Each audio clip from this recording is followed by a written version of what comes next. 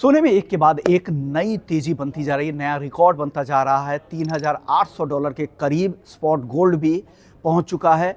MCX पर बात करें तो 1,14,700 के करीब अक्टूबर वायदा का नया हाई लगा है। अगर दिसंबर वायदा, क्योंकि 3 अक्टूबर की एक्सपायरी हो जाएगी तो दिसंबर वायदा शुरू होगा, उसके बाद उसके हाई की अगर बात करें तो वो 1,15,700 के ऊपर भी पहुंच चुका है। तो एक ज़बरदस्त मोमेंटम सोने में दिख रही है।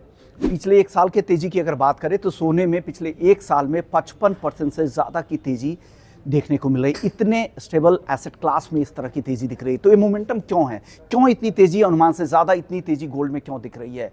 एक पहली वजह तो ये है कि फेड ने जिस तरह से अपने ब्याज दरों में कटौती का सिलसिला शुरू कर दिया है। सितंबर के बाद अब अक्टूबर में 90% संभावनाएं बन रही है कि ब्याज दरें घटाई जाएंगी, और इसके पीछे वजह यह है कि जो पीसी के जो डेटा आए थे वो अनुमान के मुताबिक रहे थे। दिसंबर की जो बैठक होगी फेड की, वहां पर भी अनुमान लगाया जा रहा है कि वहां पर भी ब्याज दरों में कटौती होगी।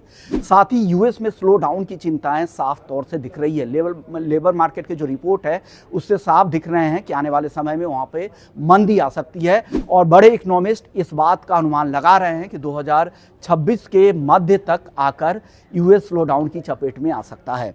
इसके अलावा कुछ और बड़ी खबरें जो गोल्ड को सपोर्ट कर रही हैं वो है जियोपॉलिटिकल कंसर्न। रूस की तरफ से जिस तरह से हमले हुए हैं यूक्रेन पर वीकेंड के दौरान, इससे साफ तौर से लग रहा है कि इस तरह के युद्ध नहीं रुकने वाले हैं, आने वाले समय में ये जारी रहेंगे। कई शहरों को तबाह किया गया है रूस की तरफ से।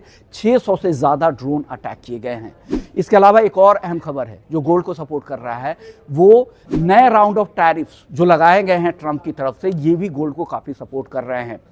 और गोल्ड की जो इस बार की रैली है वो बिल्कुल अलग है। उसे आप 1980 या 2011 की रैली से तुलना नहीं करें, क्योंकि वहाँ पर मामला कुछ अलग था। इस बार सेंट्रल बैंक्स खरीद रहे हैं। दुनिया में जितने भी गोल्ड की बाइंग हो रही है उसमें से अकेले सेंट्रल बैंक्स की 25% हिस्सेदारी है।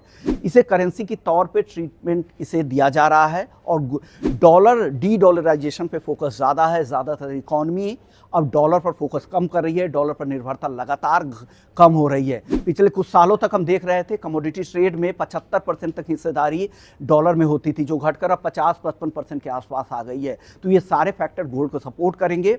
और चाइना एक बड़ा हब बना रहा है, और अपने जितने भी पार्टनर्स हैं, उनके मित्र देश है, उनसे कह रहा है चाइना कि आप हमारे वॉल्ट में आकर गोल्ड को जमा करें। तो सारे जो फैक्टर है आगे तनाव बढ़ाएंगे, और दुनिया दो अलग अलग हिस्सों में बटेंगी। जो एक हिस्सा होगा जो चाइना, रूस, ये सब मिलकर बनाएंगे, दूसरा हिस्सा होगा जो पश्चिमी देशों का होगा। तो ये सारी चिंताएं ऐसी है जो गोल्ड को ही सबसे ज़्यादा सेफ हेवन अपील बढ़ाएगी, और यही वजह है कि एक सस्टेनेबल और लगातार बड़ी तेजी हम गोल्ड में देख रहे हैं।